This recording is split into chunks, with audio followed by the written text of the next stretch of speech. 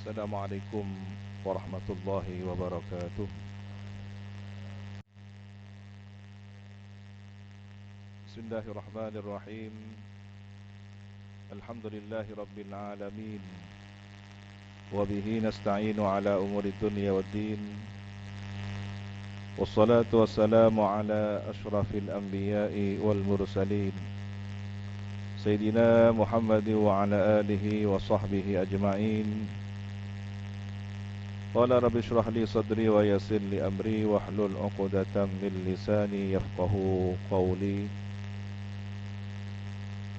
Amma ba'du, inna asdaqal hadithi kitabullah wa khairal hadi hadiyu Sayyidina Muhammadin sallallahu alaihi wasallam,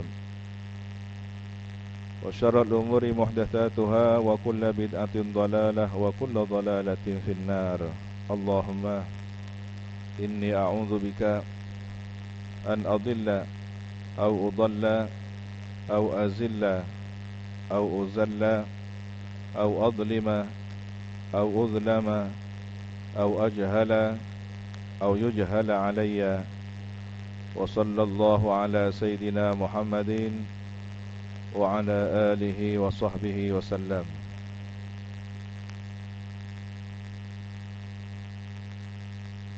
Insyaallah ini adalah awal memasuki new normal, kenormalan baru. Kita kembali ke musala, kita mengawali kegiatan semaksimal mungkin, semampu kita mengembalikan situasi kegiatan pesantren seperti semula.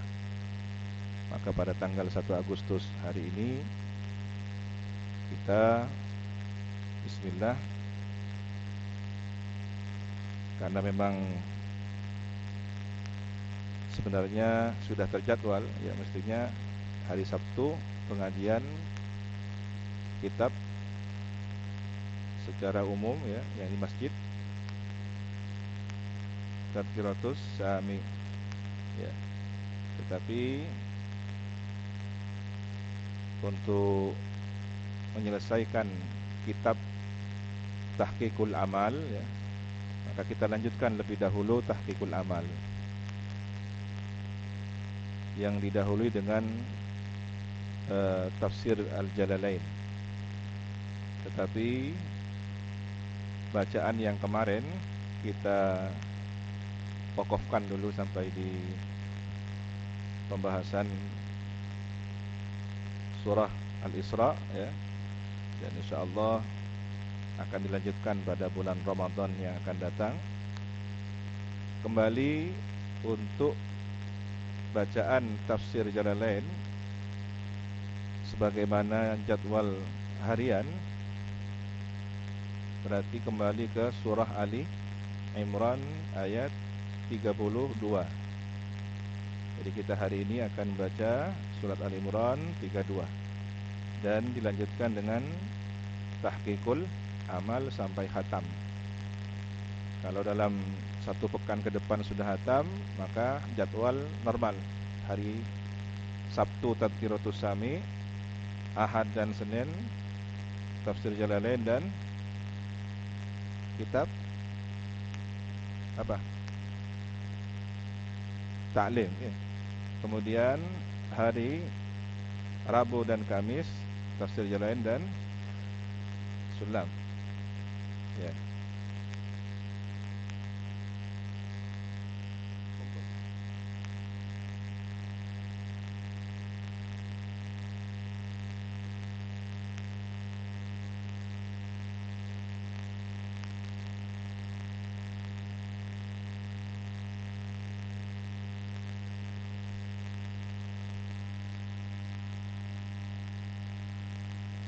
Saya minta santri dalam tempatnya tetap ya, di utara.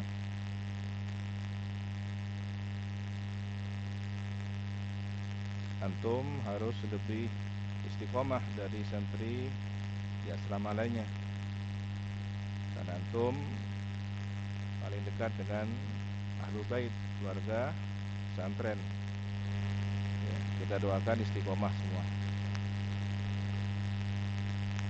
Bismillahirrahmanirrahim. Wa bisanadil muttasil ila al-imam al-faqih al-usuli an-nahwi al-mufassir Jalaluddin Muhammad ibn Ahmad ibn Muhammad ibn Ibrahim al-Mahalli wa ila al-imam al-hafiz al-mu'arrikh al-adib al-muhaqqiq al-mudaqqiq Jalaluddin Abdul Rahman ibn Abi Bakr ibn Muhammad ibn Sabiquddin al-Khudairi as-Suyuti rahimahumullahu ta'ala wa nafa'ana bihima wa bi'ulumihima wa bi asrarihima wa bi asrari sairis salihin. Allahumma aftah lana futuhal arifin. Allahumma anfa'na bima 'allamtana wa 'allimna alladhi yanfa'una wa zidna ilma walhamdulillahi ala kulli hal. Ila tafsiri qawlihi ta'ala a'udzu billahi minasy syaithanir rajim. Bismillahirrahmanirrahim. Qul ati'u Allah war rasul fa in tawallaw fa innallaha la yuhibbul kafirin. Ini Qul, katakanlah, wahai baginda Nabi Muhammad sallallahu alaihi wasallam, lahum, kepada mereka, ati'ullaha, taatlah kamu sekalian Allah, kepada Allah. Mereka ini siapa?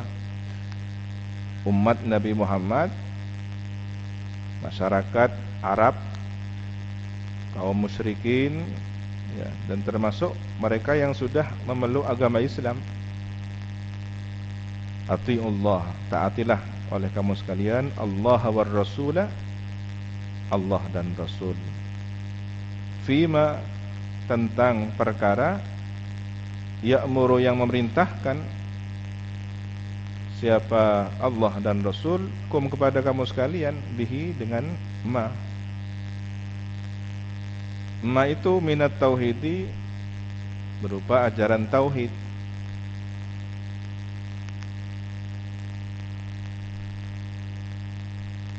Fa in tawallaw, maka jika berpaling mereka atau kamu sekalian, a'radu 'anit ta'ati, berpaling mereka itu dari ketaatan.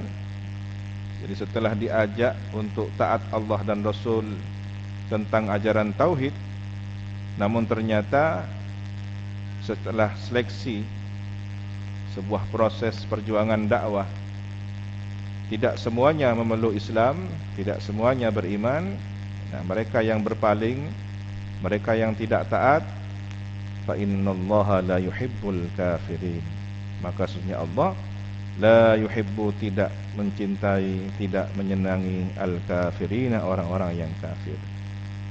Ini berarti statusnya orang yang tidak taat Allah dan Rasul tentang ajaran tauhid, maka mereka adalah kafir. Fihi iqamatul zahir maqamal mudmar. Pada firman Allah Ta'ala ini terdapat iqamatul zahir, menempatkan sesuatu yang zahir, maqamal mudmar, pada tempat yang tersimpan, dhamir, ya.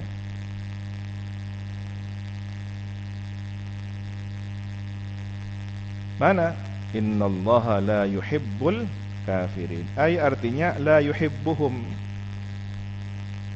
Allah Subhanahu wa taala la yuhibbu, tidak menyenangi, tidak menyukai, tidak mencintai, Allahum, kepada mereka, al-kafirin. Artinya apa? Bimakna, dengan arti annahu, bahwasanya Allah yu'aqibuhum, menyiksa siapa Allah, hum, kepada mereka. Jadi ketika di sini dinyatakan Allah tidak senang kepada orang kafir, tidak sederhana yang kita pahami, oh Allah tidak senang, hanya sebatas tidak senang. Tidak. Tetapi Allah akan menyiksa orang-orang kafir. Jadi waspada, hati-hati dengan bahasa Allah tidak senang. Ya. Bagi orang yang beriman, orang yang cintanya mendekati cinta yang kamil, ya, Jangan pernah mendengar kata Allah tidak senang. Ini sudah cambukan bagi dirinya. Berbeda orang yang munafik. Ketika ada bahasa Allah tidak senang, tapi kan tidak murka, ditawar masih. Nah, ini isyarah bagi santri ya. Kalau ada bahasa kiai tidak senang, tapi kan tidak marah kiai. Nah, ini bahaya ya. Apa perlu dipentung dulu baru kemudian saya bilang saya tidak senang, kan begitu. Orang yang tingkat dauknya tinggi mendengar bahasa kiai tak suka, sudah, ini hal yang harus ditakuti, harus dihindari. Lebih dari itu ada pesan makna, mun kiai tak senang berarti duka, mun kiai tak senang berarti mun langgar pada sanksi. Nah ini seharusnya dipahami sejauh itu. Mungkin tidak sanksi secara fisik, tetapi ada sanksi lain. Mungkin tidak sanksi di pesantren, tapi ketika sudah pulang ke masyarakat. Nah ini bahasa Al-Quran bisa menjadi isyarah dalam kehidupan kita sehari-hari. Ya, semoga kita diberi kepekaan membaca isyarah-isyarah semacam ini, karena orang yang tidak peka, orang yang tidak paham, pertanda bahwa hatinya masih terselimuti kabut kemunafikan, kefasikan ya. Sudah tahu situasinya masih proses new normal, malah kok kemudian melanggar, malah kok kemudian merusak aturan, malah kemudian kok tidak mendukung program new normal ini dengan baik. Diberitahu mohon maaf, ini tidak boleh keluar lebih dahulu. Seperti biasanya santri olahraga ke batas jalan, kemudian bisa berbelanja ke toko sekitar tetangga. Sudah tahu ini proses new normal, ada tahapan-tahapan, kok malah tidak mendukung, kok malah melobangi tembok ya. Berarti hebat tangannya santri Sukoharjo ya, tembok bisa dilobangi. Hebat dalam apa? Dalam hal la yuhibbu ini, yang tidak disenangi ini, bukan hebat itu. Nah ini kita harus memahami bahasa dengan perasaan yang terdalam, sehingga bahasa itu isyarahnya apa ya, petunjuknya apa. Semoga kita dianugerahi kepatuhan, dianugerahi ketaatan, dan semoga situasi ini segera normal kembali, lebih baik dari semula. Fa idza faraghta fansab, tetapi nanti ketika sudah selesai situasinya normal, fansab, tegak kembali untuk melanjutkan aktivitas yang lebih baik lagi ya.